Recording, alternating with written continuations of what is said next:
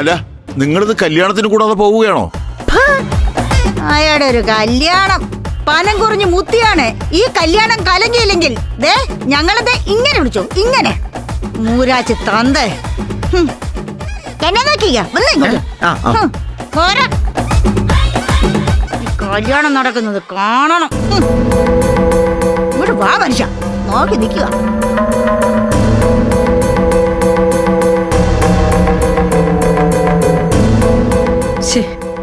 നല്ലൊരു ദിവസമായിട്ട് അവരെ ഇറങ്ങിപ്പോയത് ശരിയായില്ല. അതിനിറങ്ങിപ്പോയതല്ലോ, മനഃപൂർവ്വം രോഹിണി ഇറക്കി വിട്ടതല്ലേ. ഞാൻ മനഃപൂർവ്വം വഴക്ക് പറഞ്ഞതല്ല. അവരതിനുള്ള കാരണം മനഃപൂർവ്വം ഉണ്ടാക്കിയതാ. എങ്ങനെയായാലും കല്യാണം കൂടാൻ വന്നവർ ഇറങ്ങിപ്പോയത് ലക്ഷണക്കേടല്ലേ?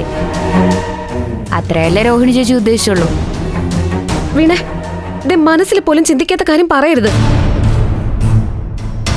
വിനയേട്ടൻ വരാത്തതിന്റെ ടെൻഷനിൽ നിൽക്കുമ്പോ അവരുടെ വർത്തമാനം കൂടെ കേട്ടിട്ട് സഹിച്ചു കൂടാഞ്ഞിട്ട് പറഞ്ഞു പോയതാ. വിനയേട്ടൻ വരാത്തതിലെ എല്ലാവർക്കും വിഷമമുണ്ട്. വിനയേട്ടൻ എത്തും എന്നുള്ള പ്രതീക്ഷയിൽ എവിടെ എല്ലാരും.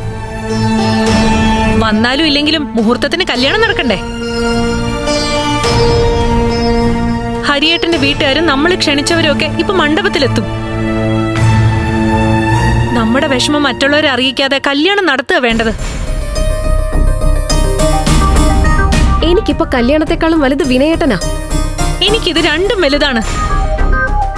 ഒന്ന് നിർത്തുന്നുണ്ട് രണ്ടാളും. വിനയന്റെ കാര്യം പറഞ്ഞ് പരസ്പരം തർക്കിക്കേണ്ട സമയമല്ല ഇത്.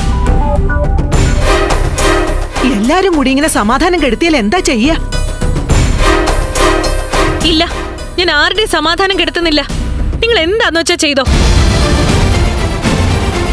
സമയത്തിന് കല്യാണം നടക്കണം. അതല്ലെങ്കിൽ നിങ്ങൾ അറിയാൻ പോകുന്ന ഈ വിമൽ എന്താ ചെയ്യാന്ന്. നീ വാടി.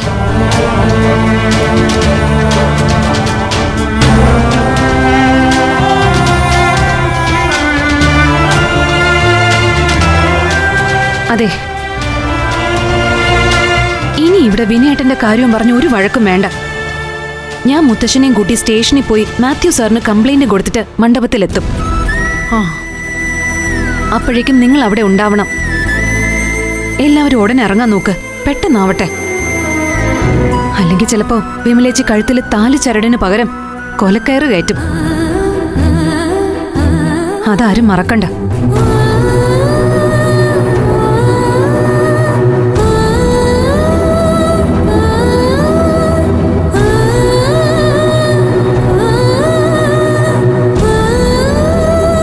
ഫ്ലവേഴ്സ് സ്മാർട്ട് ഷോ ശനി ഞായർ ദിവസങ്ങളിൽ രാത്രി 9:30 ഫ്ലവേഴ്സിൽ.